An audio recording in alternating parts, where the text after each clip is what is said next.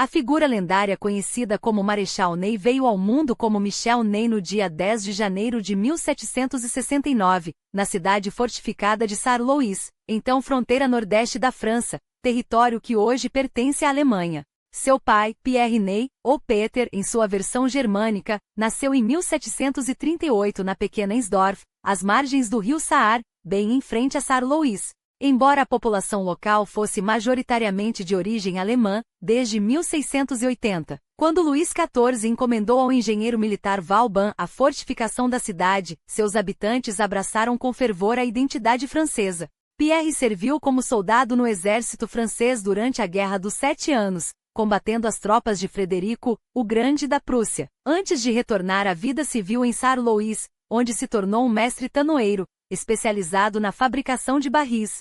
A mãe de Michel, Margaret Gravel d'Inger, era natural de Budingen, no coração da Alemanha. O casamento entre Pierre e Margaret ocorreu em janeiro de 1767, e daquele ano nasceu seu primeiro filho, Jean. 2 anos depois, em 1769, veio Michel, seguido por mais 4 irmãos, dos quais apenas uma irmã, Marguerite, nascida em 1772, atingiria a idade adulta. Em casa, a família falava alemão, enquanto o francês era aprendido na escola. Jean, o primogênito, estava destinado a herdar o negócio do pai, enquanto Michel foi direcionado para os estudos jurídicos. Sua formação básica se deu em uma escola local administrada pela Ordem Monástica de Santo Agostinho, onde se graduou em 1782 aos 13 anos, iniciando então o estágio como escrevente no cartório do principal tabelião de Sarre-Louis. Aos 15 anos, em 1784, Michel já trabalhava como auxiliar no escritório do promotor real da cidade, mas a rotina burocrática logo se tornou insuportável. Poucos meses depois, com o consentimento do pai, ele partiu para Oppenweiler, perto de Stuttgart, onde arrumou emprego nas minas e siderúrgicas locais. Após 3 anos como assistente do superintendente da usina, retornou à casa dos pais em Sarre-Louis. Seu verdadeiro chamado, no entanto, era outro, a vida militar. Em 12 de fevereiro de 1787, aos 18 anos, alistou-se no regimento de hussardos estacionado em Metz, a cerca de 50 quilômetros a sudoeste de sua cidade natal. Os hussardos, inspirados nos ágeis cavaleiros húngaros, eram uma unidade de elite especializada em ataques relâmpago, reconhecimento e incursões behind enemy lines. Com seus uniformes vibrantes, sabres curvos e carabinas, destacavam-se no campo de batalha. Ney, alto acima da média e de cabelos ruivos, traço que lhe valeria o apelido de Le Rougeaud, o rubro, revelou-se um soldado disciplinado e um espadachim excepcionais. No entanto, suas perspectivas de ascensão eram limitadas. Na França pré-revolucionária, os postos de oficial eram reservados exclusivamente à nobreza de pelo menos 2 gerações, um privilégio ao qual Ney, de origem humilde, não tinha acesso. Tudo mudou em menos de 3 anos. No final da década de 1780, a França estava à beira da falência, esgotada pelos gastos militares de Luís XVI.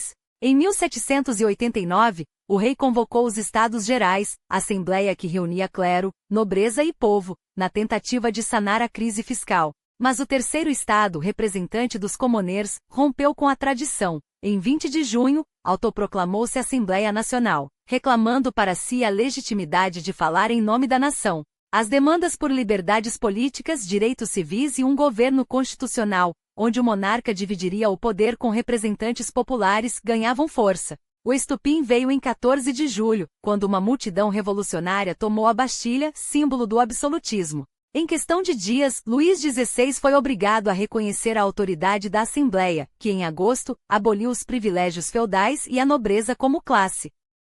A Revolução Francesa de 1789 abriu as portas dos altos postos militares para homens como Ney. Em 1º de janeiro de 1791, ele foi promovido a cabo. Enquanto isso, a família real, confinada no Palácio das Tulherias desde 1789, tentou uma fuga disfarçada para os Países Baixos austríacos, a atual Bélgica, domínio do irmão de Maria Antonieta, o imperador Leopoldo II.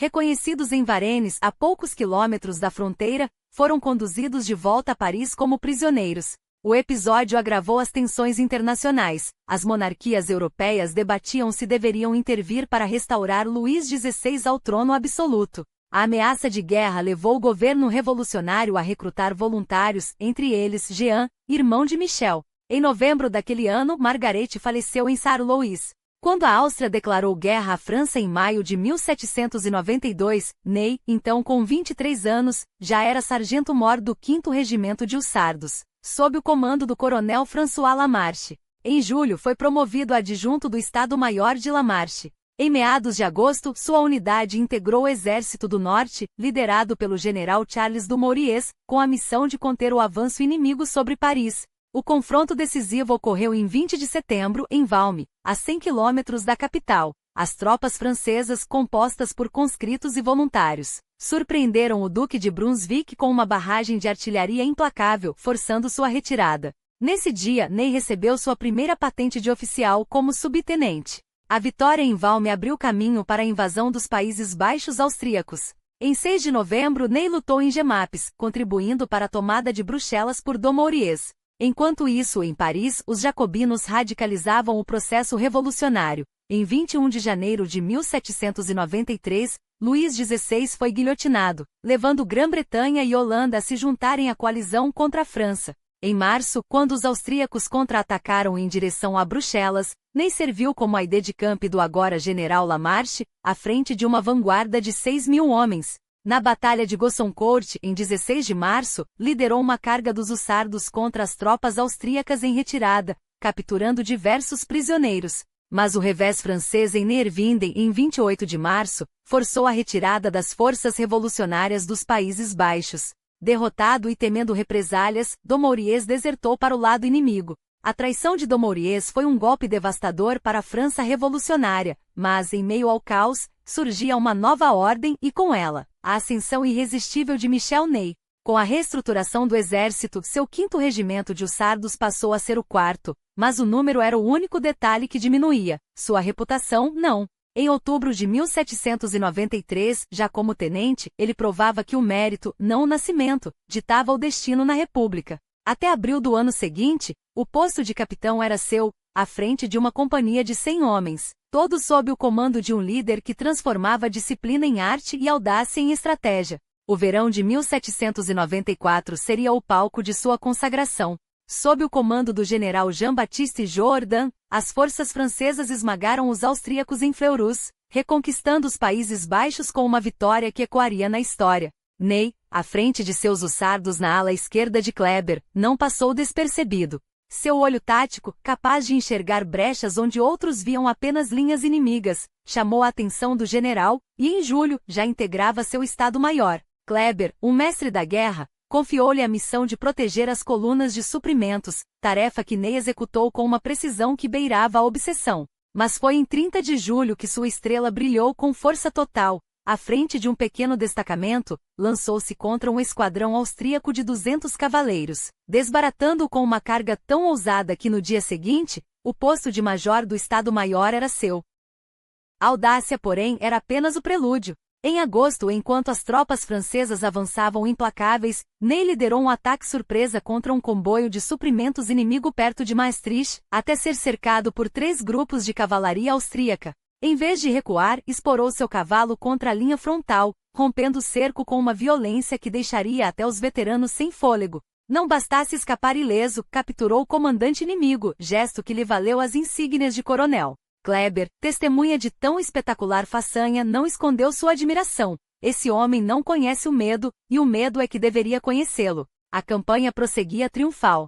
Em setembro, Jourdan e Kleber empurravam os austríacos para além do Reno, enquanto Ney, agora ao lado de outro futuro marechal, Jean-Baptiste Bernadotte, consolidava uma amizade forjada no fogo dos combates. Bernadotte, frio e calculista, via em Ney o complemento perfeito. Onde um planejava, o outro executava com uma energia quase sobre-humana. Até novembro, Maastricht, último reduto de resistência, rendia-se às forças francesas, com Ney entre os arquitetos da vitória.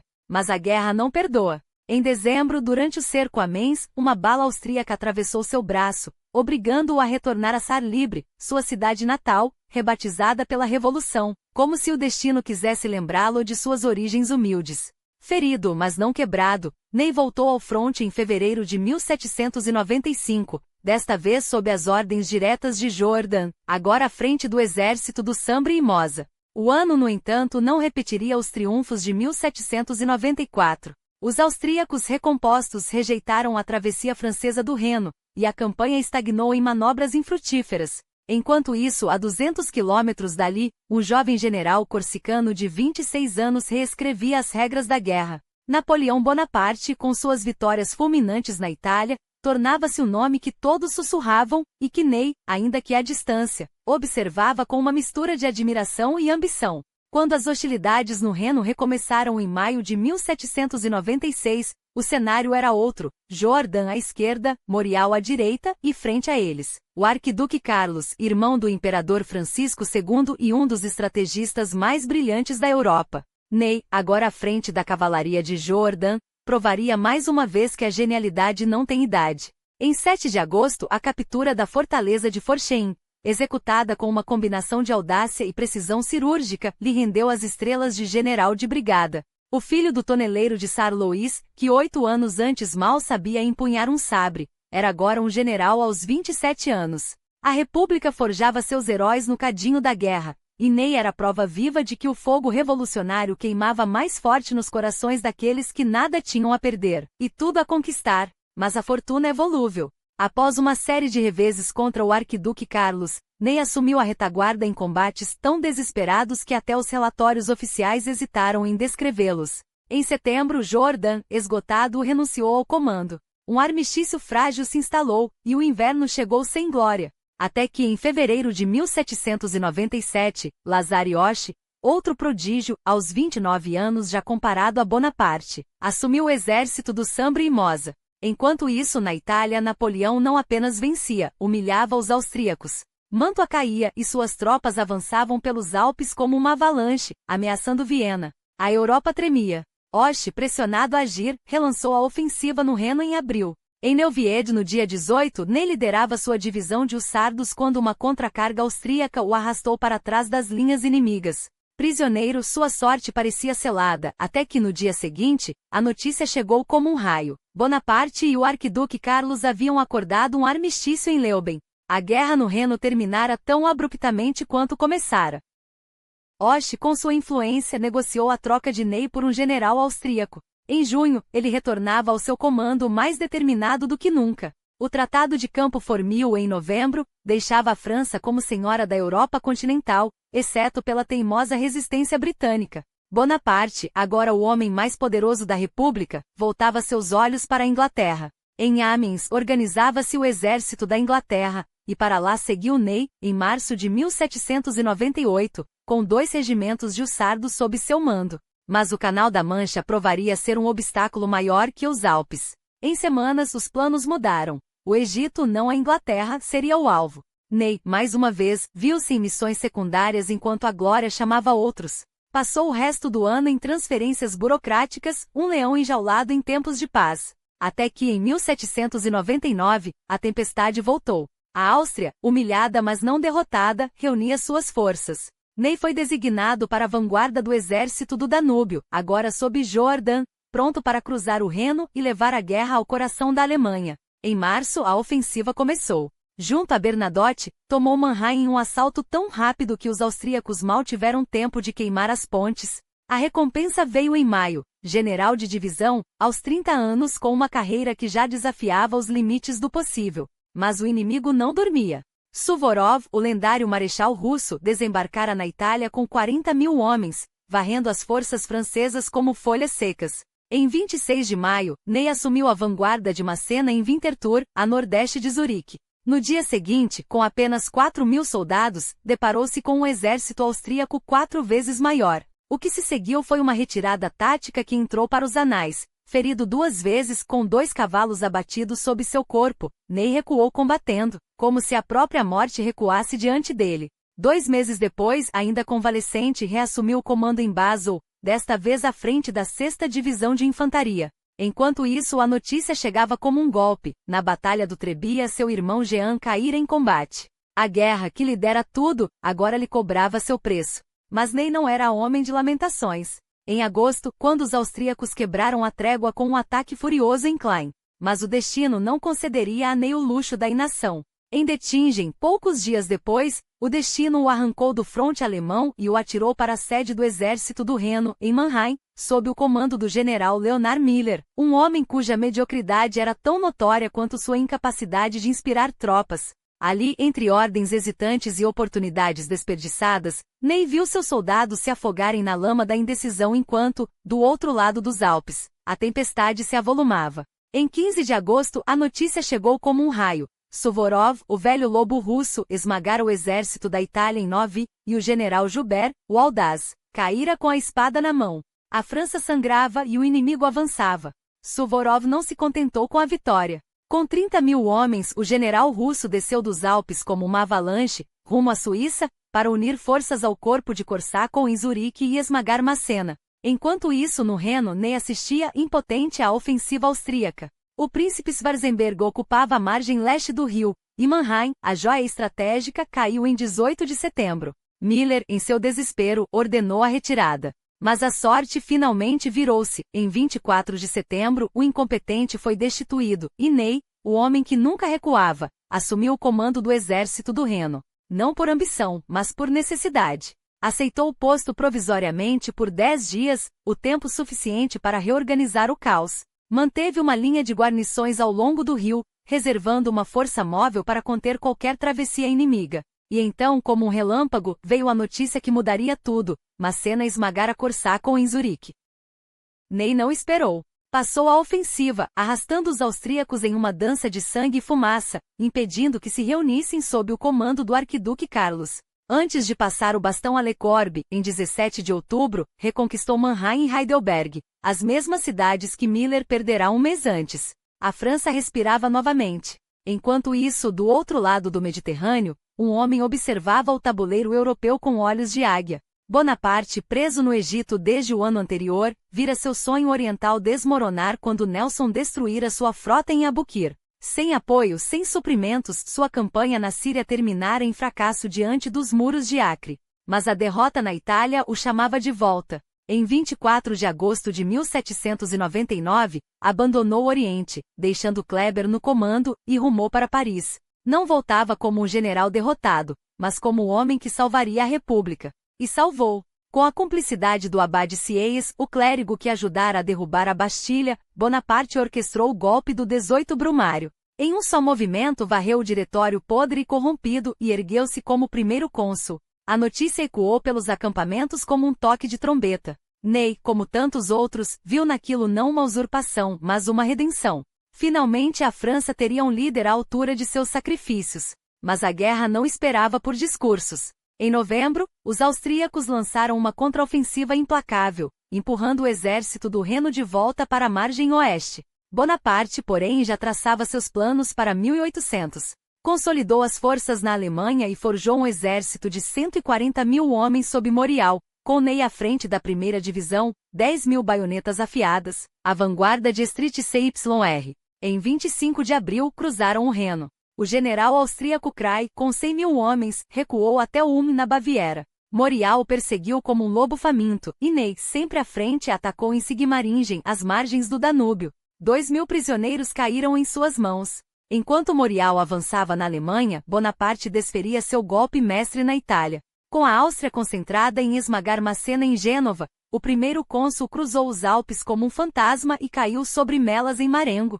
O destino da batalha pendeu por um fio até Desaix chegar com 6.000 homens, e selar a vitória com seu próprio sangue. Naquele mesmo 14 de junho, em um Cairo distante, Kleber, o antigo comandante de Ney, tombava sob a faca de um assassino.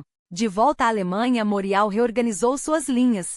Ney, agora à frente da 2ª Divisão de Grenier, tornou-se a ponta de lança do exército no flanco esquerdo. Junho e julho foram meses de fogo. Kray recuava passo a passo pelas margens do Danúbio, até que em 15 de julho, um armistício silencioso caiu sobre o campo de batalha. Mas a paz era apenas uma trégua. Os austríacos recusaram os termos de Bonaparte, e a guerra renasceu em novembro. Desta vez, o inimigo tinha um novo rosto: o arquiduque João, um jovem de 18 anos, irmão do imperador Francisco, assistido pelo frio cálculo de Veyroter. O plano austríaco era ousado: marchar pelo flanco, cortar as linhas de Morial. Mas a lentidão traiu-os. João, impaciente, ordenou um ataque direto a Munique. Em 1º de dezembro, os austríacos caíram sobre o corpo de Grenier em Ampin. Ney contra-atacou como um furacão, mas as reservas inimigas o forçaram a ceder terreno.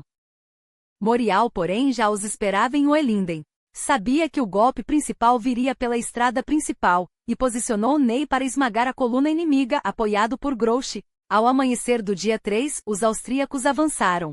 Às 7 da manhã, Ney já estava no meio do redemoinho, repelindo o ataque com a ajuda da cavalaria de Outpool. Então veio a ordem baionetas. Ney e Grouchy lançaram-se como uma onda contra o centro austríaco, empurrando-os de volta pela estrada. Enquanto isso, outra divisão francesa golpeava o flanco esquerdo inimigo. Ao cair da noite, o campo estava coberto de mortos, 5.000 austríacos abatidos, 7.000 prisioneiros. Em 25 de dezembro, um novo armistício foi assinado. Arduque Carlos, agora no comando, recuou. Em fevereiro de 1801, a paz de Lunéville selou o fim da Segunda Coligação. Ney finalmente pôde voltar para casa. Em abril, o general desceu do cavalo diante de La Petite Malgrange, sua propriedade nos arredores de Nancy. Ali, entre os campos que sua família cultivara por gerações, reencontrou o pai, Pierre, e a irmã Marguerite. A guerra o havia levado aos confins da Europa, mas a terra o chamava de volta. Ainda não conhecia Bonaparte pessoalmente, apenas suas ordens, suas vitórias, o eco de seu nome.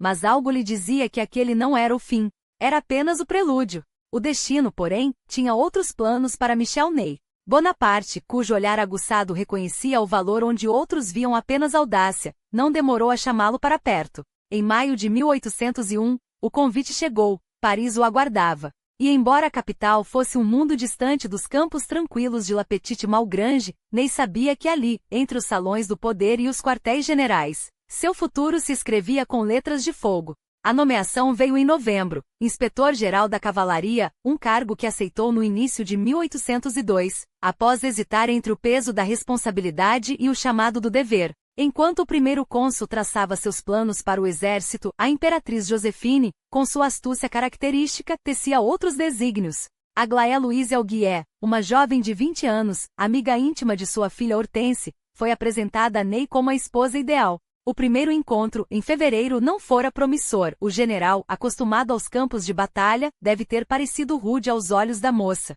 Mas o destino teimoso os uniu em matrimônio no dia 5 de agosto. E assim, entre juramentos e promessas, Ney encontrou em Aglaé não apenas uma companheira, mas um porto seguro para os dias em que a guerra o afastaria. Mal haviam se instalado em La Petite Malgrange, eis que novas ordens o arrancavam do lar. Genebra, então cidade francesa, seria seu próximo destino. A Suíça fervilhava, a República Helvética, imposta pelos exércitos revolucionários em 1798, lutava para sobreviver diante dos cantões que, privados de seus privilégios ancestrais, se rebelavam. Uma revolta em 1802 exigia mão firme. Ney partiu, e até o fim de outubro, Zurique caía sob seu comando.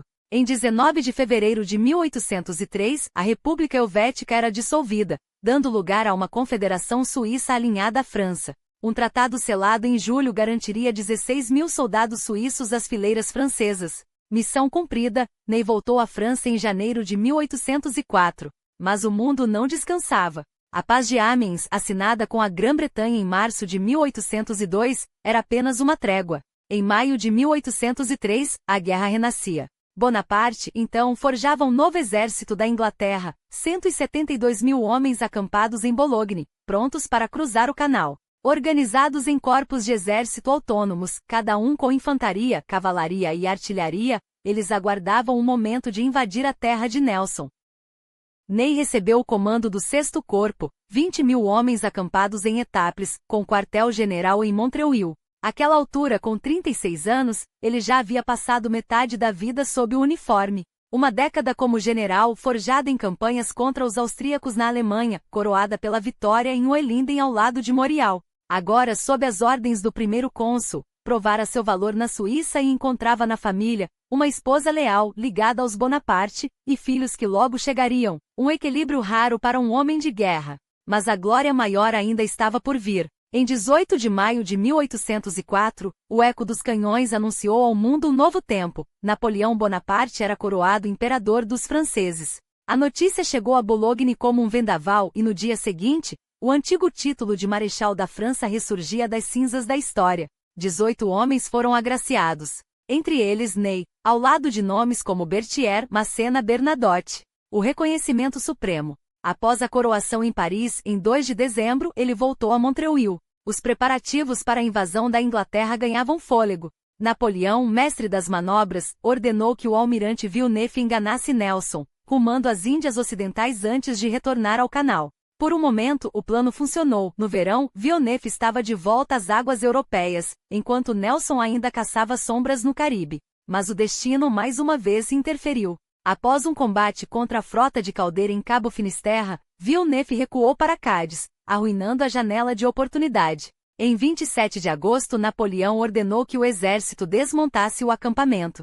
E quando Nelson esmagou a frota franco-espanhola em Trafalgar, em 21 de outubro, o sonho da invasão se desfez para sempre. Enquanto a França voltava seus olhos para outros horizontes, a Europa se armava. Pitt, o jovem, tecia a terceira coligação, Áustria, Rússia e Grã-Bretanha unidas contra Napoleão. 2 exércitos se formavam. 150.000 austríacos, sob o arquiduque Carlos, ameaçavam a Itália francesa. Outros 130.000, 60.000 austríacos e 70.000 russos, marchavam rumo ao Reno. Mas a impaciência custaria caro. Sem esperar por Kutuzov, os austríacos avançaram sozinhos para submeter a Baviera, aliada de Napoleão. O comando nominal era do arquiduque Fernando, mas quem realmente decidia era o chefe do Estado-Maior, Carmack. Enquanto concentrava suas tropas em uma à espera dos russos, Napoleão preparava seu golpe de mestre. 150.000 homens da Grande Armée marchariam para esmagar Mack antes que os reforços chegassem. Massena, na Itália, deveria conter o arquiduque Carlos. E Ney?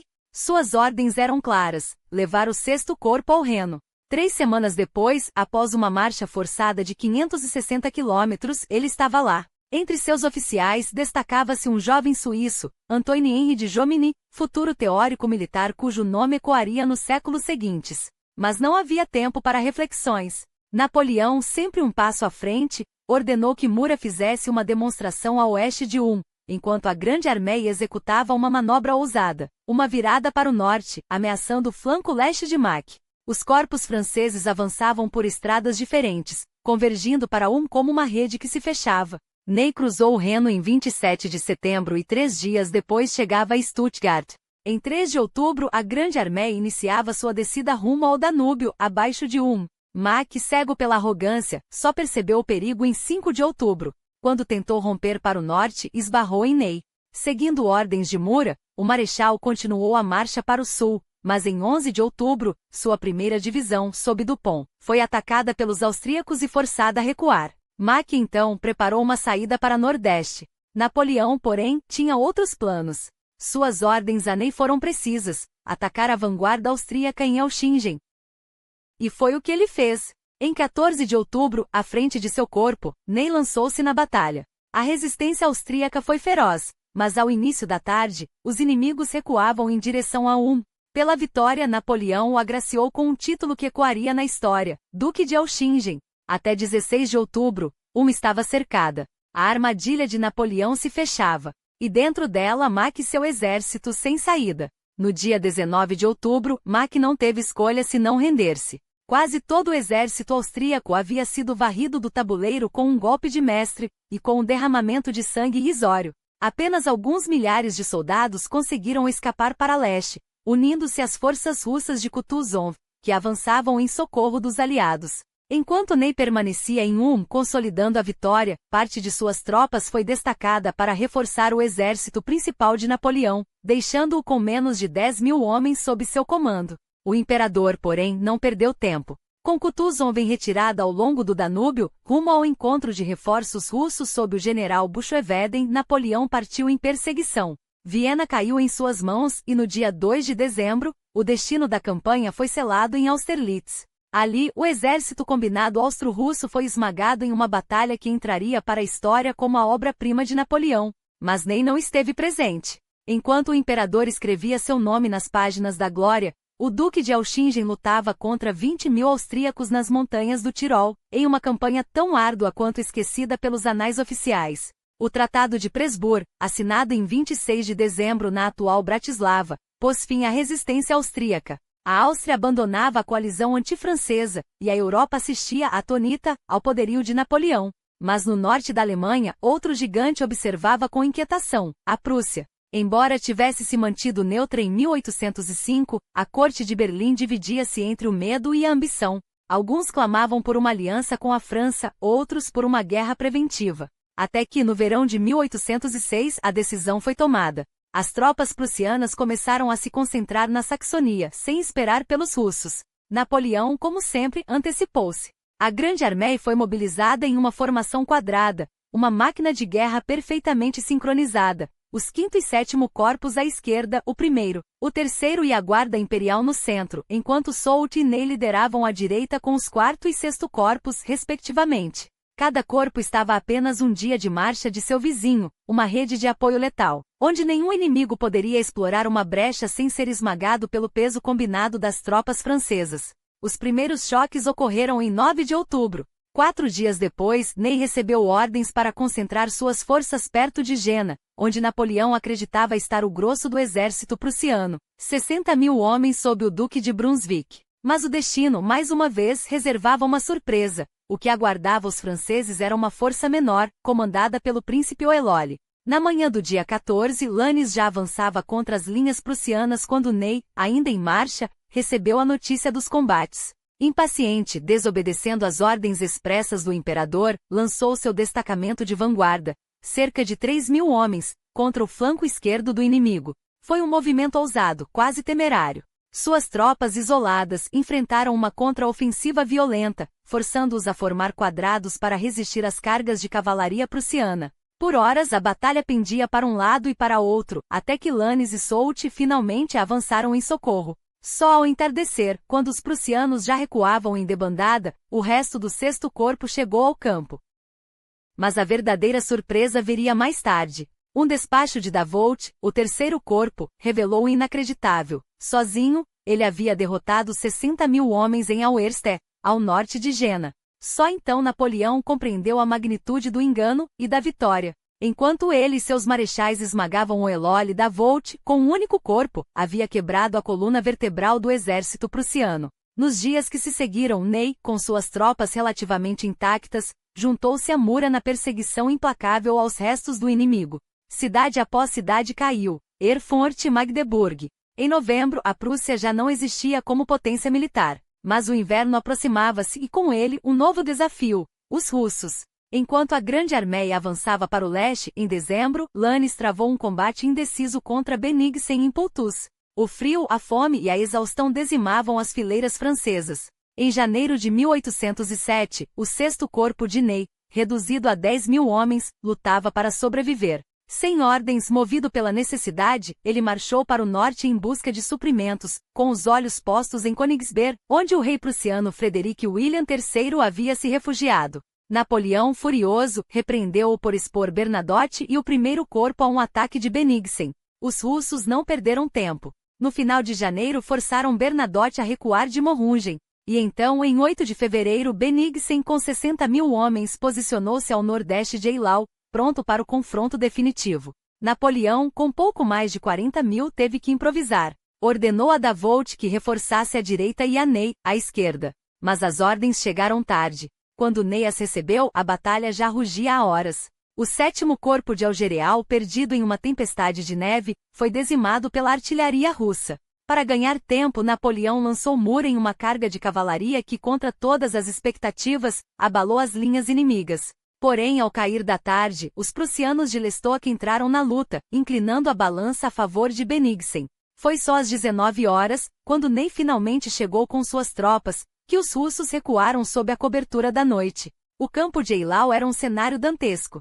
Mais de 20.000 cadáveres jaziam sobre a neve ensanguentada. Ao amanhecer, Ney contemplou a carnificina e murmurou amargo: que massacre! E tudo por nada. Nos 4 meses seguintes, os exércitos manobraram em um jogo de sombra e espreita. A Grande Armée reforçada recuperou sua força. O 6º Corpo voltou a contar com 20.000 homens. Bennigsen, ciente da superioridade numérica francesa, manteve-se na defensiva, até que, pressionado por seus generais, decidiu atacar. Seu alvo, Ney, Nos dias 5 e 6 de junho, em Gutstadt, o Duque de Auchingen travou uma ação de retaguarda que freou o avanço russo a um custo de 2.000 baixas, mas ganhou tempo precioso para Napoleão concentrar suas forças. O ataque francês a Eusber, em 10 de junho, foi sangrento, mas forçou Bennigsen a recuar para Königsberg. Lannes, implacável, perseguiu até o rio Alle, em Friedland. Era 14 de junho, 7 anos depois de Marengo. Bennigsen, confiante, cruzou o rio e atacou o corpo isolado de Lannes. Mas Napoleão já estava em movimento. 3 corpos e a guarda imperial avançaram em socorro. Ney, à direita, lançou o golpe decisivo contra o flanco esquerdo russo, comandado por Bagration. As linhas inimigas ruíram. Os franceses entraram em Friedland em chamas, empurrando os russos para uma retirada caótica. Derrotado, Bennigsen recuou até o Niemen, a fronteira com a Rússia. O tsar Alexandre, sem alternativas, pediu a paz. Em julho, o Tratado de Tilsit foi assinado. A guerra havia terminado.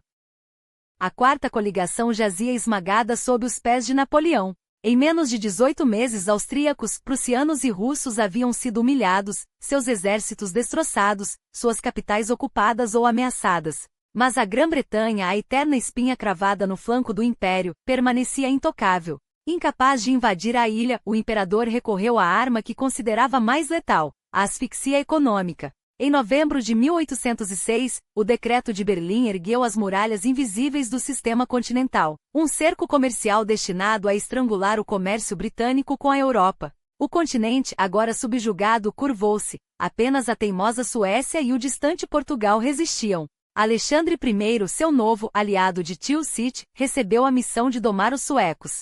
Quanto a Portugal, Napoleão não perderia tempo. Em novembro de 1807, o general Junot, à frente de um exército ágil, cruzou a fronteira. Lisboa caiu em semanas. A corte portuguesa, em pânico, embarcou para o Brasil, levando consigo o ouro e a dignidade de um império em fuga. Mas a vitória francesa seria efêmera.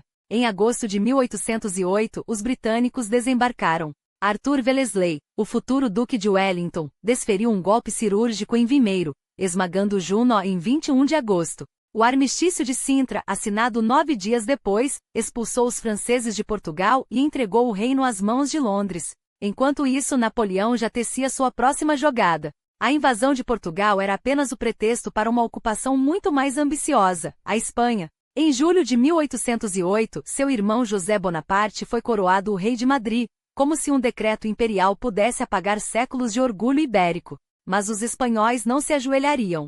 Em Bailén, em 19 de julho, o general Dupont e seus 17.000 homens renderam-se a um exército espanhol mal armado, porém inflamado pela fúria da resistência. A notícia ecoou pela Europa como um trovão. Os franceses podiam ser derrotados. Napoleão reagiu com a fúria de um leão ferido. Reuniu seus veteranos mais implacáveis, entre eles, o 6º Corpo de Ney, e marchou pessoalmente sobre a península. Madrid foi retomada em dezembro, mas a guerra já não era mais uma campanha, e sim um pântano sangrento. Enquanto os espanhóis lutavam casa por casa, os britânicos avançavam. Sir John Moore, à frente de 20.000 homens, penetrou no coração da Espanha para unir forças com os rebeldes. Mas quando soube que Napoleão o perseguia com 50.000 soldados, recuou em direção a Coruna, o único porto que poderia salvar seu exército. Ney, sempre à frente, acompanhou o imperador na caçada. Mas em janeiro de 1809, boatos de uma conspiração em Paris forçaram Napoleão a abandonar a campanha. Soult, agora no comando, ordenou a Ney que pacificasse a Galícia, enquanto ele próprio perseguiu Moore até os penhascos gelados do norte. Na manhã de 16 de janeiro, o general britânico caiu em combate, mas seu sacrifício garantiu a evacuação de suas tropas. A Espanha continuava a sangrar. Enquanto isso, no Danúbio, Napoleão já voltava sua atenção para Viena. Mas na península, a ausência do imperador transformará a guerra em um caos de ambições. Os marechais Soult, Jourdan, Massena, agiam como senhores feudais, ignorando ordens e disputando glória. Ney, em maio de 1809, avançava sobre as Astúrias quando soube que Wellesley havia esmagado Soult em Porto, 12 de maio, e capturado a cidade. Pouco depois, em Talavera, 28 de julho, o britânico, agora Visconde de Wellington, derrotou novamente os franceses. Desta vez com a ajuda do general espanhol Cuesta. Sem forças para invadir a Espanha, Wellington recuou para Portugal. E lá, com uma genialidade que mudaria o curso da guerra, ergueu as linhas de Torres Vedras, uma fortaleza natural de colinas, trincheiras e canhões, intransponível para qualquer exército. Era a armadilha perfeita. Na primavera de 1810, Massena, o príncipe de Esslin, assumiu o comando do exército de Portugal, com Ney e Junot sob suas ordens.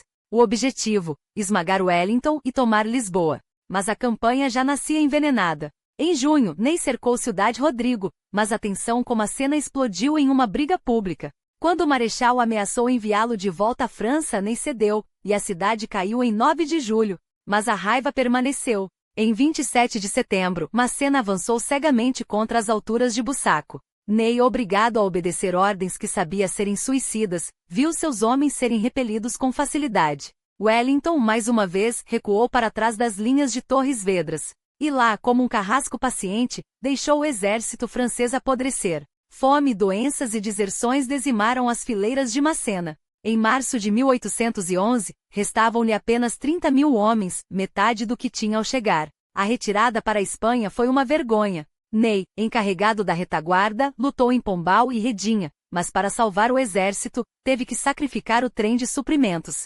Massena, desesperado, tentou manter um pé em Portugal. Ney, porém, recusou-se a obedecer mais uma ordem absurda. Enviado de volta a Madrid, pensou que sua carreira havia terminado. Mas o destino e Napoleão tinham outros planos. 1812 chegava e, com ele, a maior campanha da história, a invasão da Rússia. E Michel Ney, o bravo dos bravos, seria chamado para escrever seu nome com sangue e glória nos campos gelados do leste. O destino, porém, não pouparia Ney de provas ainda mais brutais.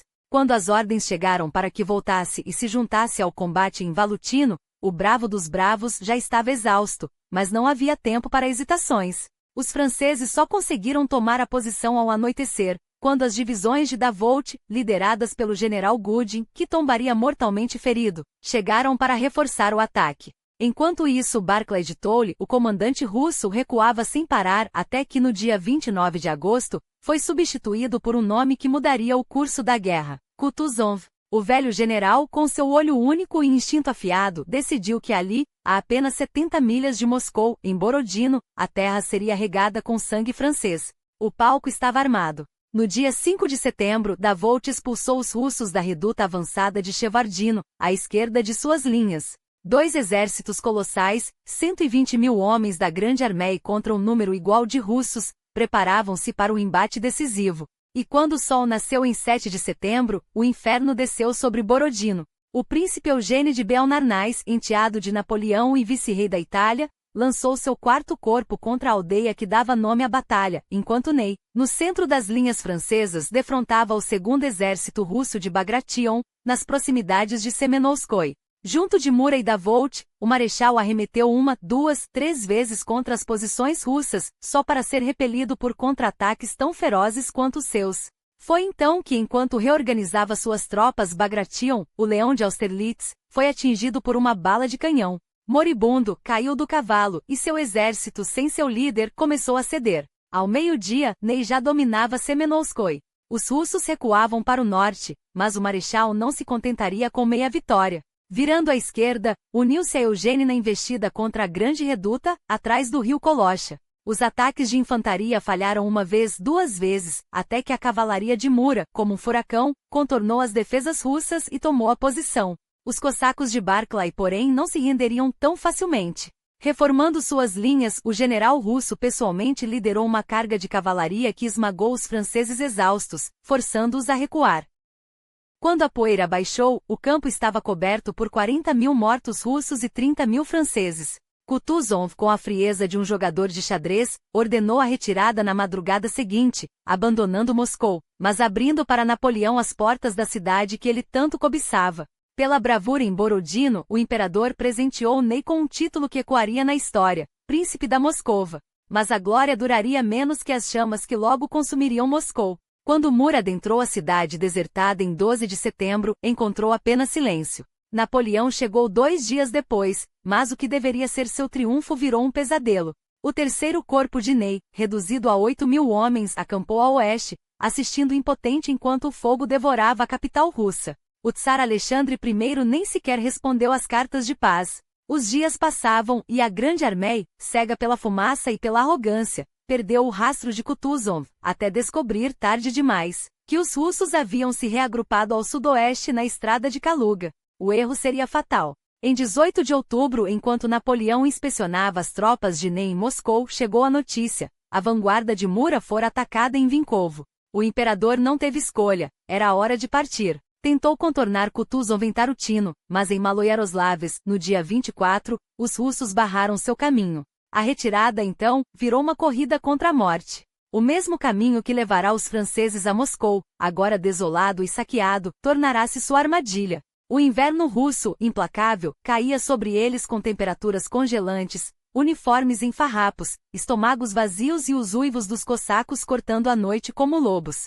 No dia 3 de novembro, Miloradovich atacou Vyazma, ameaçando cortar Eugênia e Davout. Mais uma vez, Ney teve que intervir, salvando seus camaradas do aniquilamento. Assumindo a retaguarda, seu terceiro corpo virou alvo constante dos cossacos. Todas as noites, centenas de homens morriam congelados ao longo da estrada. Quando chegou a Smolensk em 14 de novembro, seus 3.000 sobreviventes não encontraram suprimentos, os corpos que os precederam haviam saqueado tudo. 3 dias depois, partiu em direção a Krasny, na esperança de se juntar a Davout, mas Kutuzov já os esperava.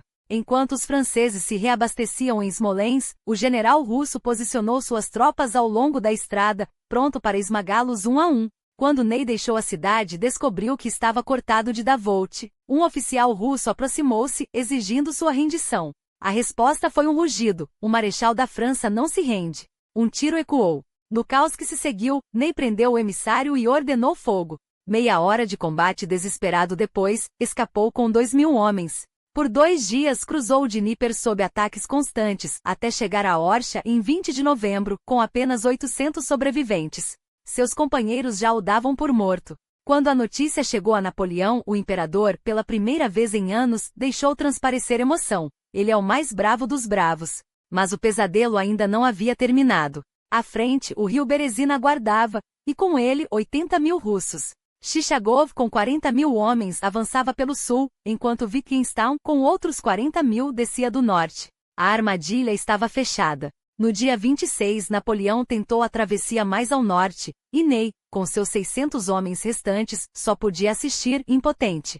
Até que no dia 28, Oudinot caiu ferido no combate contra Chichagov. O imperador então voltou-se para o único homem que ainda podia salvar o que restava do exército: Ney, segure a ponte. E ele seguiu. Com sangue nos olhos e a determinação de um condenado, o marechal arremeteu contra Chichagov, empurrando-o para trás e mantendo aberta a única rota de fuga. Até o dia 29, 30.000 franceses conseguiram escapar. Nos dias finais da campanha, Ney ainda estaria na retaguarda, cobrindo a retirada até Vilna e Kovno, entre os últimos a cruzar o Niemen de volta para território amigo. A Rússia havia quebrado a Grande Armée. O mito da invencibilidade francesa desmoronara.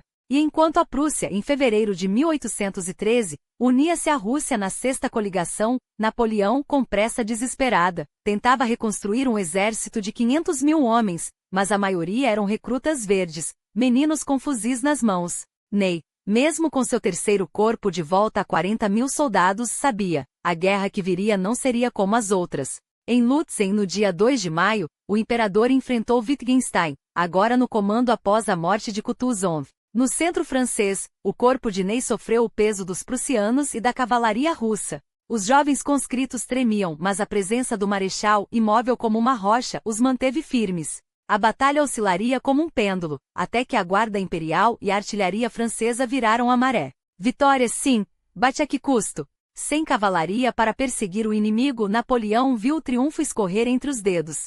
3 semanas depois, em Bautzen, os aliados pararam de recuar. Com 150.000 homens, Napoleão planejou um ataque frontal enquanto Ney, à frente de 2 corpos, deveria esmagar a direita aliada e cortar sua retirada. O combate começou em 20 de maio, e os russos e prussianos, pressionados, recuaram para as alturas atrás de 2 asas poderosas, uma sob Grouchy, encarregada de perseguir os prussianos em retirada, e outra, a ala esquerda, sob o próprio Napoleão, destinada a esmagar Wellington antes que Blücher pudesse unir forças ao inglês. Mas onde estava Ney? O Brave des Braves, o homem que carregara a bandeira imperial por toda a Europa, fora deixado de lado até o último momento, um sinal claro da desconfiança que o imperador ainda nutria por sua hesitação em 1814. Quando o chamado finalmente chegou, Ney não hesitou. Assumiu o comando do 1º e 2º Corpos de Cavalaria, além das divisões de infantaria de D'Erlon, e partiu para a Bélgica com um único objetivo: provar, mais uma vez, que sua lealdade a Napoleão era inquebrantável.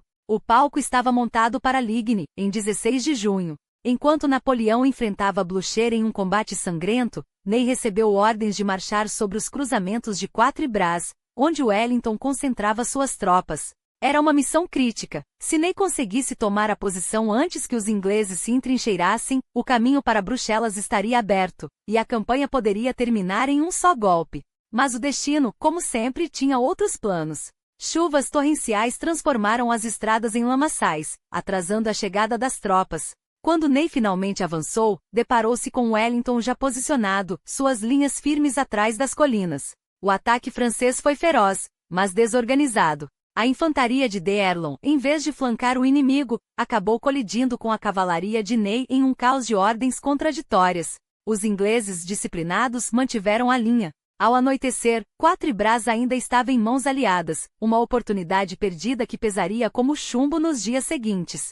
Enquanto isso, em Ligny, Napoleão esmagava Blücher, mas não sem custos. Os prussianos, embora derrotados, recuaram em ordem, e Grouchy, em vez de persegui-los com a ferocidade necessária, avançou de forma hesitante. Napoleão, convencido de que Blücher estava neutralizado, voltou sua atenção para Wellington. Era 17 de junho, e o tempo ainda jogava contra os franceses. A chuva persistente atrasava os movimentos, mas o imperador não podia esperar. Ordenou a Ney que tomasse Quatre Bras de uma vez por todas e marchasse para se unir a ele em Mont-Saint-Jean, onde os ingleses se preparavam para a batalha final. Ney, porém, já havia cometido seu erro fatal. Em vez de obedecer cegamente, dividiu suas forças. Enviou parte de sua cavalaria para perseguir uma retirada falsa dos ingleses, enquanto o grosso de suas tropas ficou para trás, engajado em escaramuças secundárias. Quando finalmente chegou a Mont-Saint-Jean, na tarde de 18 de junho, era tarde demais. Waterloo não foi apenas uma batalha, foi o epílogo de um império. Napoleão, doente e exausto, ainda assim conduziu suas tropas com a genialidade de sempre. A infantaria francesa, em colunas compactas, avançou contra as linhas britânicas sob um fogo cerceador. Ney, à frente da cavalaria, lançou carga após carga contra os quadrados ingleses, mas cada assalto era repelido com baixas devastadoras. O campo estava coberto de mortos, e o canhão inglês fazia um estrago nas fileiras francesas. Quando os prussianos de Blücher finalmente chegaram, flancando o exército francês, o destino estava selado. A Guarda Imperial, a última reserva, foi lançada em um ataque desesperado, mas até eles, os invencíveis, foram quebrados pelo fogo aliado. A retirada virou debandada. Ney, com a espada na mão e o uniforme rasgado, lutou como um leão para cobrir a fuga, mas nada podia salvar o dia. Nos dias que se seguiram, o império desabou como um castelo de cartas. Paris se rendeu sem luta. Napoleão, traído até pelos seus próprios marechais, abdicou pela segunda vez e foi enviado para o exílio em Santa Helena, onde morreria em 1821, um prisioneiro do mar e da história. Quanto a Ney, seu destino seria ainda mais trágico. Capturado pelos monarquistas, foi julgado por traição, não por ter servido a Napoleão, mas por ter abandonado Luís XVIII em 1815. Mesmo diante do pelotão de fuzilamento, em 7 de dezembro de 1815, recusou-se a usar uma venda nos olhos. Soldados da ponte para o coração. Ordenou, antes de cair sob as balas que encerraram a vida do último grande cavalheiro da era napoleônica. Assim terminou a saga de Michel Ney, herói de 1000 batalhas, traído pela política, vítima de sua própria honra. Um homem que carregou a glória e o peso de um império nas costas, até que o peso se tornou insuportável.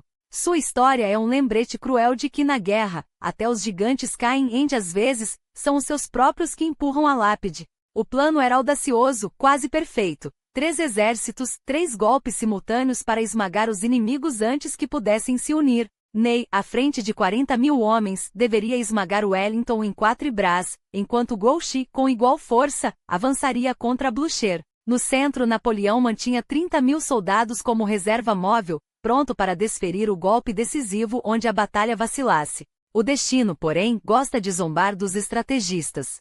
No fatídico 16 de junho, Ney chegou às encruzilhadas de Quatre Bras e deparou-se com tropas holandesas sob comando britânico. Mas as ordens de ataque só vieram à tarde, tempo suficiente para Wellington reforçar suas linhas. Enquanto isso, a leste, Napoleão e Grouchy esmagavam os prussianos em Ligny. Ney contava com o primeiro corpo de d'Erlon para virar o jogo, mas o destino mais uma vez interveio. Napoleão desviou as tropas para Ligny. D'Erlon marchou para lá e para cá, sem disparar um único tiro em nenhuma das batalhas. Um erro estratégico que custaria caro. Ao amanhecer do dia 17, a notícia da derrota prussiana em Ligny chegou como um golpe. Wellington, astuto, recuou para Waterloo, onde o terreno favorecia a defesa. Napoleão, confiante, ordenou que Grouchy perseguisse os prussianos em retirada, enquanto ele próprio se juntava a Ney para esmagar os britânicos. Era 18 de junho. O sol de Waterloo nasceu sobre um campo que logo se transformaria em um abatedouro. Napoleão esperou suas tropas se formarem antes de atacar por volta do meio-dia. O primeiro golpe foi contra a fazenda de Hougoumont, um diversivo que se tornou um pesadelo sangrento. Enquanto os franceses se atolavam na luta pelo flanco direito, o centro de Wellington tremia. Foi então que Ney, com os 20.000 homens de d'Erlon, avançou em 4 colunas compactas. Quase alcançavam a crista da colina quando Picton, o general britânico, lançou um contra-ataque desesperado. Uma bala o derrubou no mesmo instante, mas seus headquarters repeliram os franceses, e a cavalaria pesada britânica varreu as linhas inimigas como uma lâmina. A tarde avançava e o horizonte se encheu de um espectro. Os prussianos, chegando como uma tempestade do Nordeste. Napoleão, desesperado, mandou chamar Grouchy, mas o marechal, obedecendo cegamente às ordens, ainda perseguia sombras. Ney então fez o que sempre fizera, carregou. Uma após outra, suas cargas de cavalaria se chocaram contra os quadrados britânicos inquebráveis. Os homens caíam, os cavalos se espatifavam, e o campo se transformava em lama vermelha. Às 6 da tarde, os franceses finalmente tomaram La Haye-Sainte, uma posição-chave. Ney, exausto mas incansável, pediu infantaria para explorar a brecha. Napoleão, com apenas a guarda imperial em reserva, recusou. Era tarde demais. Os prussianos já estendiam a linha aliada, e o cerco se fechava. Em um último suspiro de glória ou de loucura, Ney liderou a guarda em um assalto final. Os guardas britânicos responderam com fúria. Na confusão do combate corpo a corpo, Ney tentou reorganizar suas tropas. Venham ver como morre o marechal da França, rugiu enquanto os homens, desmoralizados, recuavam. A cavalaria britânica avançou como um tufão, e Ney, abandonado, buscou refúgio em um quadrado antes de desaparecer na fumaça, a pé derrotado, mas ainda vivo. Ele havia procurado a morte em Waterloo.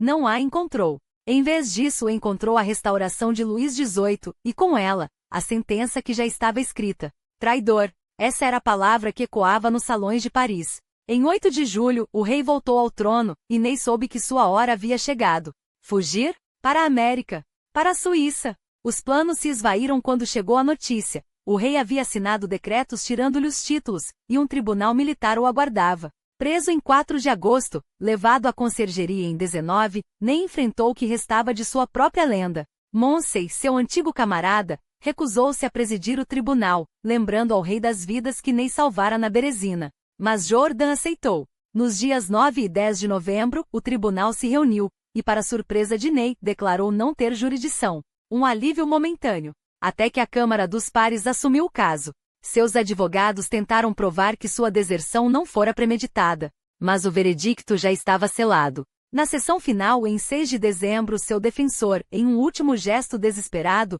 apontou que Sarre-Louis, sua terra natal, fora cedida à Prússia no Tratado de Paris. Ney ergueu-se, os olhos flamejantes. Sou francês e morrerei francês. Das 157 vozes que o julgaram, apenas uma o absolveu. 137 votaram pela morte. Na manhã de 7 de dezembro, depois de um adeus arrasador à esposa e aos filhos, Ney foi levado aos jardins do Palácio de Luxemburgo. Diante do pelotão, não suplicou, não se ajoelhou. Deu a última ordem que o marechal da França poderia dar. Soldados, quando eu mandar fogo, atirem reto no meu coração. Esperem o comando. Será a minha última ordem. Protesto contra esta condenação. Lutei 100 batalhas pela França e nenhuma contra ela. Soldados, fogo. O estampido ecoou por Paris. Michel Ney, o bravo dos bravos, caiu aos 46 anos, poucas semanas antes de completar mais um. Seu corpo foi levado ao Père-Lachaise, onde, com o tempo, outros marechais da Volt, Massena, viriam repousar ao seu lado. De um humilde toneleiro das fronteiras franco-germânicas a um dos nomes mais temidos da Europa, Ney foi o filho rebelde da Revolução, o braço direito de Napoleão em Jena Friedland. Sobreviveu ao pântano espanhol, brilhou em Borodino, salvou o que pôde na retirada de 1812, esteve ao lado do imperador até o fim, 2 vezes. Traiu um rei por lealdade a um homem, morreu por uma França que já não o queria. Herói ou temerário? Gênio ou afoito? Um líder que inspirava seus homens a feitos sobre-humanos ou um general que, sem ordens, corria para a glória ou para o abismo? A história o julga. Mas uma coisa é certa, quando os canhões se calaram, e a poeira de Waterloo assentou, o que restou foi a sombra de um gigante. E gigantes, mesmo derrotados, nunca são esquecidos.